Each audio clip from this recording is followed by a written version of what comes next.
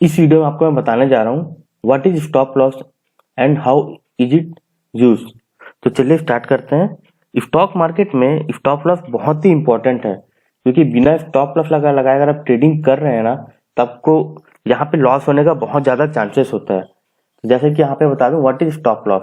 Stop loss is design to limit an investor loss on a security position, trigger price for beginner. Stop loss ना एक order है। जब भी आप कोई शेयर का बाय या सेल करते हैं ना, तो वहां पे आप स्टॉप लॉस का ऑर्डर लगाते हैं। तो यहाँ पे क्या है कि स्टॉप लॉस का ऑर्डर लगाने से आपका जो लॉस होता है वो आपका लॉस कम होता है। तो आप ये बोल सकते हैं कि स्टॉप लॉस का मेन एम होता है कि आपका लॉस को लिमिट करें। लॉस तो होगा बट लिमिट करें, मतलब कि कम करें। मतलब यहाँ पे लॉस तो होगा ही, मतलब यहाँ पे कम हो जाएगा आपका लॉस, ज्यादा लॉस आपको नहीं होगा। एग्जाम्पल मैं बता देता हूं आपको।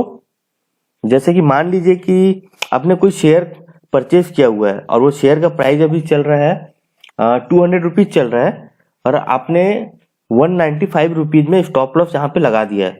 तो यहाँ पे क्या होगा कि जब शेयर का प्राइस ऊपर जाएगा, 200 रुपीज से ऊपर जाएगा, तब तो आपको प्रॉफिट होगा।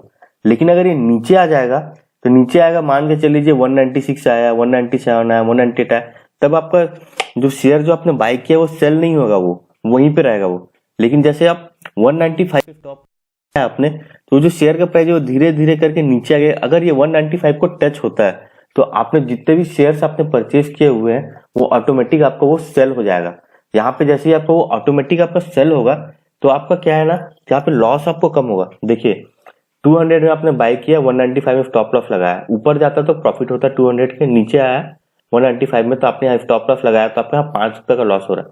लेकिन आप ये सोचिए, अगर आप यहाँ पे स्टॉप लॉस नहीं लगाते, 200 रुपीज से धीरे धीरे धीरे धीरे नीचे करके ये 195, 194 या और भी नीचे चले जाता, 190 चले जाता, समझ सकते हैं कि आप यहाँ पे 10 रुपीज का आपको लॉस होता है यहाँ पे। तो इसीलिए हम स्टॉप लॉस का यूज करते हैं कि आपको जो लॉस है उसको लिमिट कर सके। ठीक है, ज्यादा लॉस मत हो आपको। अब जैसे कि जो भी इंटरडे में जो ट्रेडिंग करते हैं ना, उनको मैं हमसे यही सजेस्ट करूंगा कि आप हमेशा स्टॉप लॉस का यूज करके आप ट्रेडिंग करें। बिना स्टॉप लॉस का आप कभी भी ट्रेडिंग मत करिए, क्योंकि देखिए मार्केट जो है ना, मार्केट कभी भी ये आपके हिसाब से नहीं चलने वाला। मार्केट हमेशा अप डाउन होते रहता है। मार्केट में हमेशा फ्लक्चुएशन रहता है, ये मूवमेंट रहता है, ये कभी ऊपर जा रहा है स्टॉक, कभी नीचे जा रहा है। तो स्टॉप लॉस का यूज प्रॉपर आप कैसे यूज करें, तो उसके लिए क्या है ना, आपको ग्राफ एंड चार्ट को आपको अच्छे से समझना पड़ेगा, टेक्निकल एनालिसिस को समझना पड़ेगा कि सपोर्ट लेवल क्या होता है, रेजिस्टेंस लेवल क्या होता है। कि जब भी आप कोई शेयर को बाय कर रहे हैं, तो वहां पे स्टॉप लॉस आपको कितने में लगाना है कि यहाँ पे मतलब हाँ ये सपोर्ट कर रहा है, तो ये ग्राफ चार्ट में कि हाँ इसके नीचे नीचे नहीं जाएगा। अगर ये सपोर्ट नहीं कर रहा है तो इसके नीचे और ज्यादा नीचे जा सकता है। तो इसके लिए क्या है ना, आपको टेक्निकल एनालिसिस जो ग्राफ एंड चार्ट का जो वीडियोज है, मैंने आने वाले टाइम में और भी वीडियोज अपलोड किए हुए हैं जैसे ग्राफ एंड चार्ट के बारे में। तो वहां पे आप देखेंगे कि सपोर्ट एंड रेजिस्टेंस लेवल क्या है, तो आपको और ज्यादा अच्छे से समझ में आ जाएगा कि स्टॉप लॉस का यूज कैसे करना चाहिए ग्राफ एंड चार्ट के हेल्प से, और ग्राफ एंड चार्ट के हेल्प से आपको कैसे किसी भी स्टॉक को बाय करना चाहिए। ठीक है, तो इस वीडियो में बस इतना ही। आपको समझ में आ गया होगा स्टॉप लॉस क्या है।